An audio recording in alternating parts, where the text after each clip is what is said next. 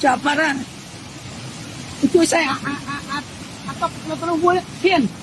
tóc nó càng lơ đấy nó cam chỉ ra con tóc nó xiên chui xe con tóc nó thấy mũi lưng đâu á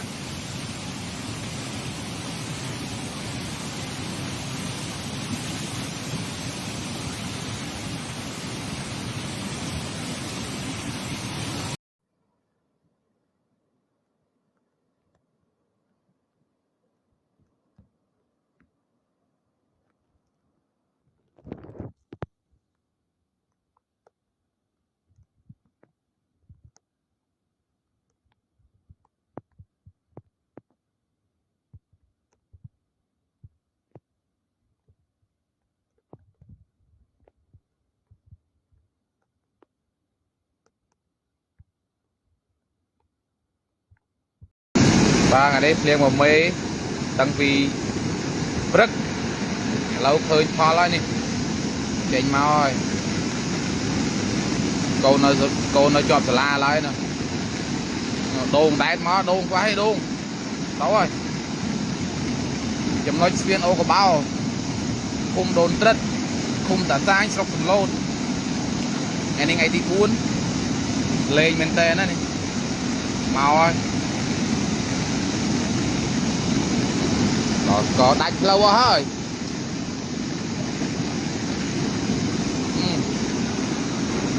hay là tầng ấy nè rồi đừng khám đánh lâu rồi điện qua đây đôn đại đó có đôn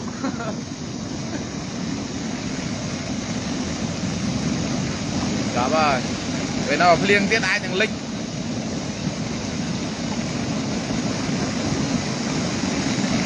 lại giờ này mẹ thơ lù hí đi bằng cao nữa đâu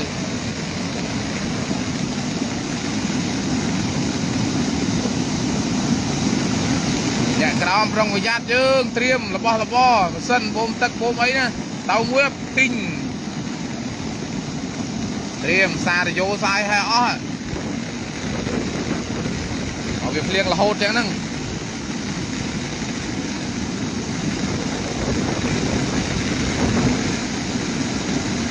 mà về lưới gặp liên đá phim tai ô trái nhá có miếng lâu viên ra để cho côn này bò lang lên cho hỏi này chọp là la điên ngay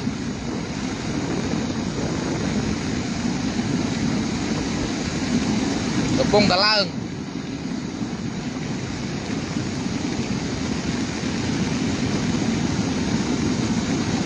bọn con nó khang bên sai con trao chọp là la điên nó mơ hơi nè nhóm để cho con tạo đuôi tay nè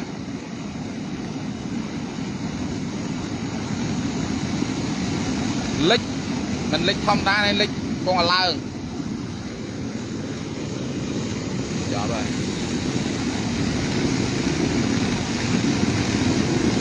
đang ai tập chùm đôn đi đấy sao này trên bên này hỡi anh ấy con ô mà tầng tiến đằng mày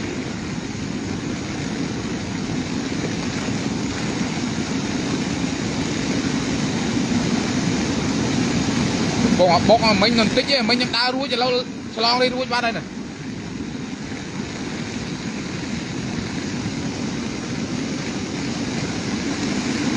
màu à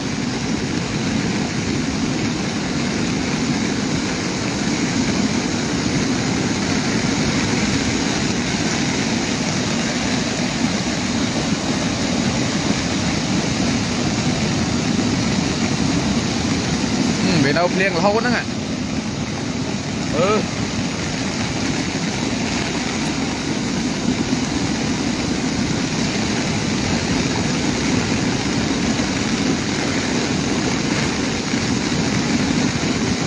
là crew bán chơi nhá cầm toàn al tranh về riêng chạm euro lâu cắt để cho kia trời dạ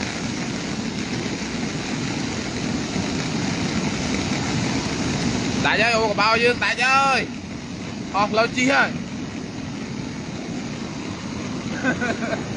rồi chào này nè thôi chị ơi hai tật sân ấy nè đất côn ôm hai tầng tầng ấy nè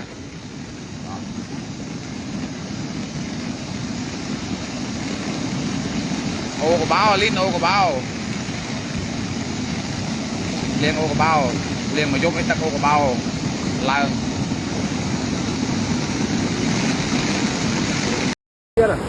láng ấy từng láng ấy nè nộp ạ lịch spiên là còn họ nói tiếng anh ta thì nó màu mình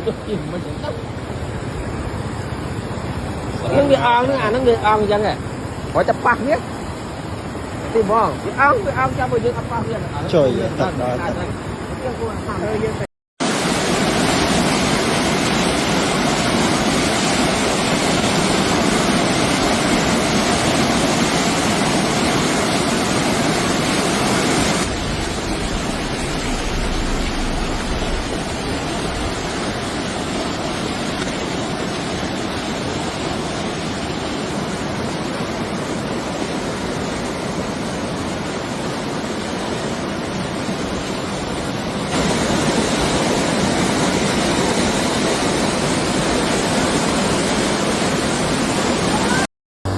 nhà tập kết tua và phục mai bóng ôn là bắt tức từng và là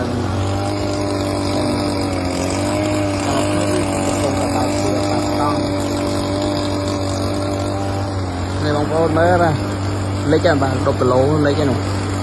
mà lấy đục lỗ này bóng ôn hàng cao mà dùng miền trà trong thời gian không mà tịch cùng công lang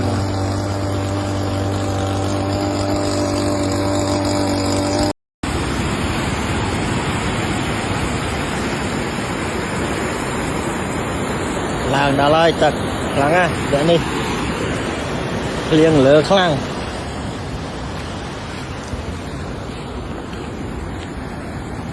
trộm vậy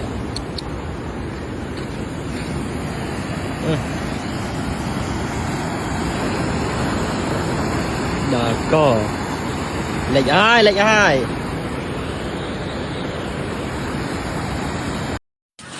នៅរសៀលថ្ងៃទី4ខែកក្កដាណាបងប្អូននៅស្ទឹងសាលាក្រៅខេត្តបៃលិន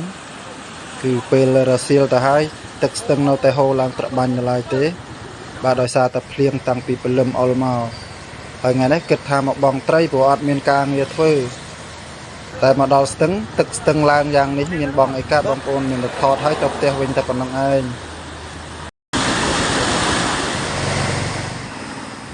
បាទថ្ងៃនេះខ្ញុំមកបង្ហាញអំពីស្ថានភាពទឹកស្ទឹងបាទនៅស្រុកសាលាក្រៅខេត្តបៃលិនណាបងប្អូនបាទព្រោះថាម្សិលមិញខ្ញុំបង្ហាញពេលទឹកកំពុងឡើងខ្លាំងហើយព្រឹកឡើងខ្ញុំក៏បានមកថតម្ដងទៀតបាទដើម្បីបាទចង់ដឹងពីសភាពទឹកស្ទឹងនៅពេលព្រឹកថាវាស្រកបានកម្រិតណាណាបាទនេះគឺជាទឹកស្ទឹងពីម្សិលហ្នឹងថ្ងៃទី4ខែកក្កដាបាទគឺពេលនេះគឺទឹកកំពុងតែឡើងខ្លាំងហ្នឹងឯងកាលពីម្សិលមិញបាទហើយបន្ទាប់ពីភ្លៀងបានរាំងទៅបាទស្អែកឡើងនៅពេលព្រឹកថ្ងៃទី5ថ្ងៃអាទិត្យណាខែកក្កដាដដែលខ្ញុំបានមកថតម្ដងទៀតនៅពេលព្រឹកគឺទឹកស្រកបានប៉ុណ្ណេះបាទជាទស្សនវិជ្ជាជាក់ស្ដែងណាពុកម៉ែបងប្អូនប៉ុន្តែវីដេអូនេះវាហាក់ដូចជាមិនមានអ្វីសំខាន់ទេព្រោះវីដេអូពីខាងដើមគឺខ្ញុំបានបង្ហាញពុកម៉ែបងប្អូនរួចពីម្សិលហើយណាតែក្នុងវីដេអូនេះគឺខ្ញុំចង់មកឆ្លើយបាទក៏ដូចជាបកស្រាយចម្ងល់ពុកម៉ែបងប្អូនយើងមួយចំនួនណាគាត់ឆ្ងល់គាត់បានសួរខ្ញុំថាបើទឹកស្ទឹងឡើងម្លឹងហើយតើថ្ងៃណាបានវាស្រកទៅវិញណាមិនខូចដំណាំពុកម៉ែបងប្អូនកសិករយើងអស់ហើយហ៎នឹងនេះគឺជាសំណួរដែលគាត់ឆ្ងល់ណាខ្ញុំចង់ប្រាប់ពុកម៉ែបងប្អូនថាទឹកស្ទឹងនៅស្រុកសាលាខេត្តនៅស្រុកសាលាក្រៅខេត្តបៃលិនយើងនេះគឺបាទវាស្ថិតនៅក្នុងតំបន់ភ្នំពុកម៉ែបងប្អូន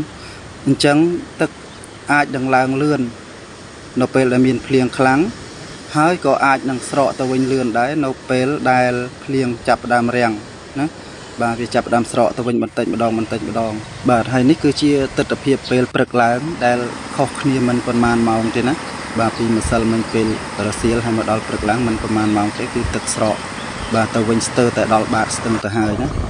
ចឹងសូមពុកម៉ែបងប្អូនកុំព្រួយបារម្ភអីថាទឹកស្ទឹងនឹងទៅបំផ្លាញដំណាំពុកម៉ែបងប្អូនយើងគឺថាលិចលង់យូរវែងអញ្ចឹងវាអត់ទេវាឡើងតាមទឹកភ្លៀងហើយក៏ស្រកនៅពេលដែលភ្លៀងរាំងទៅវិញដែរបាទ បាទអញ្ចឹងបើសិនជាពុកម៉ែបងប្អូនចូលចិត្តនៅវីដេអូបាទបែបតាមដានអាកាសធាតុឬក៏តាមដានពីធម្មជាតិចឹងពុកម៉ែបងប្អូនកុំភ្លេចចែករំលែកវីដេអូនេះតគ្នាផងណាបងប្អូនដើម្បីចែកជាដំណឹងទាំងអស់គ្នាបាទ